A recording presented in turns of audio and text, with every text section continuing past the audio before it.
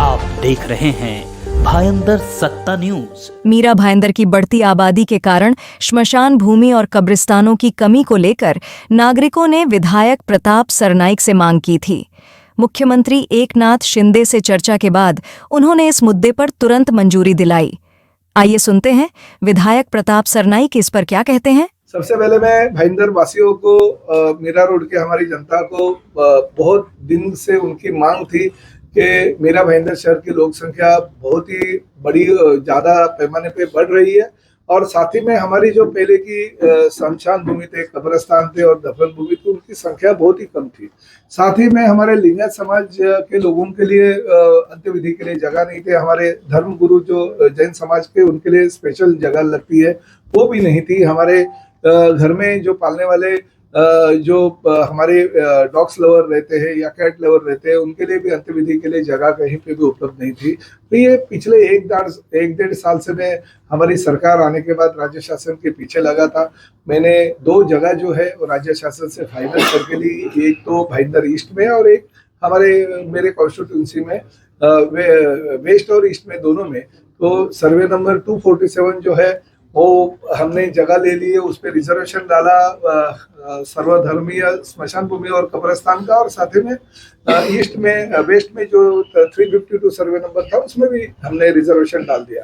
राज्य शासन के पास जब भी मैं ये पीछे लगा था, तभी इसको निधि की भी जरूरत थी, क्योंकि कॉर्पोरेशन के पास पैसा नहीं था। तो माननीय मुख्यमंत्री जी को मैंने विनती की और हमारे इस स्मृति उद्यान जो हमारे हरिश्चंद्र आमगांवकर माजी नगर सेवक थे और कोरोना कार्यकाल में हमसे बिछड़ गए, तो उनके नाम पे ये स्मृति उद्यान का निर्माण हम कर रही है। मीरा भाईंदर शहर की पहली शमशान भूमि होगी कि वहाँ पर्यावरण को आगे सामने देखते हुए हमने लकड़ों का वहाँ पे कुछ भी वापर नहीं होगा। वहाँ पे सिर्फ गैस और इलेक्ट्रिक दाहिनी होगी, जिससे हम अंत्यविधि कर सकते हैं। और साथ ही में हमारे लिंगायत समाज के लिए हमने स्पेशल जगह रखी है। वहाँ पे हमारे जो जैन धर्मगुरु है, उनकी मांग थी, उनके लिए स्पेशल जगह रखी है। और साथ ही में जो घर में पालने वाले जो प्राणी रहते हैं, उनके लिए भी अंत्यविधि के लिए जगह रखी है। और साथ ही में हमारे मुस्लिम कम्युनिटी के सिया हो, सुन्नी हो या बोरी हो या खोजा हो, उनकी भी बहुत मांग थी, तो उनके लिए भी जगह और क्रिश्चियन कम्युनिटी के लिए भी जगह रखी है। तो इस तरह से ये स्मृति उद्यान सभी जाति धर्म को लेके हमने वहाँ पे निर्माण करने जा रहा है। राज्य शासन ने जो 18 करोड़ की निधि दी थी, उसमें से 15 करोड़ रुपया इस स्मृति उद्यान के लिए दिया है और जगह पे उसका काम भी चालू है। ठेकेदार को वर्क ऑर्डर भी दी गई है और 1.5 साल में ये काम पूरा हो जाएगा।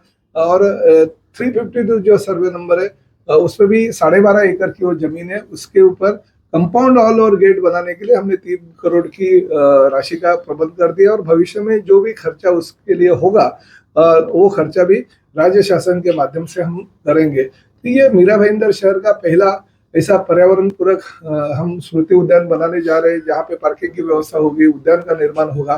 तो इस तरह से मीरा भाईंदर शहर के भविष्य के 50 साल की जो आबादी को देखते हुए हमने ये बंदोबस्त कर दिया। और साथ ही में ये जो प्लान है वो हमारे थाने मीरा भाईंदर कॉर्पोरेशन के टाउन प्लानिंग डिपार्टमेंट से हमने सैंक्शन भी कर लिया, ताकि भविष्य में कठिनाई महानगर पालिका को ना हो।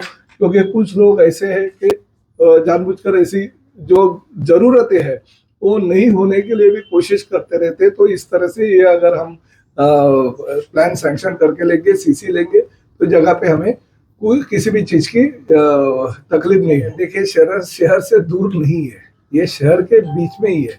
मगर फिर भी कुछ देखिए, हिंदू स्मशान भूमि के लिए मैंने कहा नवघर है, गोड़देव है, साथ में जरी मीरा रोड है, यहाँ पे अंत्यविधि के लिए लकड़ों का व्यवस्था की जाती है। मगर आजकल के नए लोग हैं, उनको पर्यावरण पूरक शमशान भूमि की जरूरत रहती है। तो उनके लिए अगर यह ऐसा बंदोबस्त किया जाए तो कहाँ पे बुरा होगा। आप अगर दादर जाते और शिवाजी पार्क की शमशान भूमि अगर देखते, तो वहाँ पे गैस और डीजल की ही, गैस और इलेक्ट्रिक की अंत्यविधि के लिए व्यवस्था की गई है। तो पर्यावरण पूरक करना भी जरूरी है। भविष्य में देखिए, हमारी कुछ हिंदू धर्मियों की भावना होती है कि नहीं, अंत्यविधि जो है लकड़े के भी होना चाहिए। जिनकी भावना होगी उनके लिए ऑलरेडी कॉर्पोरेशन के माध्यम से शमशान भूमि का बंदोबस्त है। मगर नया जनरेशन है, उनको पर्यावरण से बहुत लगाव है, उनको अगर वहां पे जाके अंत्यविधि करनी होगी तो वहां पे जाके कर सकते हैं, मगर शहर के बाहर नहीं है। ये दोनों जगह जो है शहर के अंदर। पुराने डीपी में और नए डीपी में क्या राजनीति हो गई है उससे मुझे लेना देना नहीं। मैंने पहले ही आपको कहा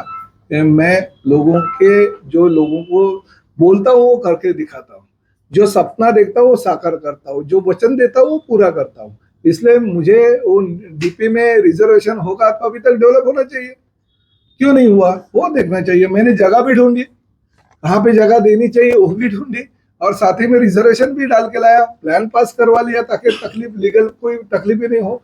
और दोनों जगह पे मैंने जो शहर की जरूरत है वो पूरी की।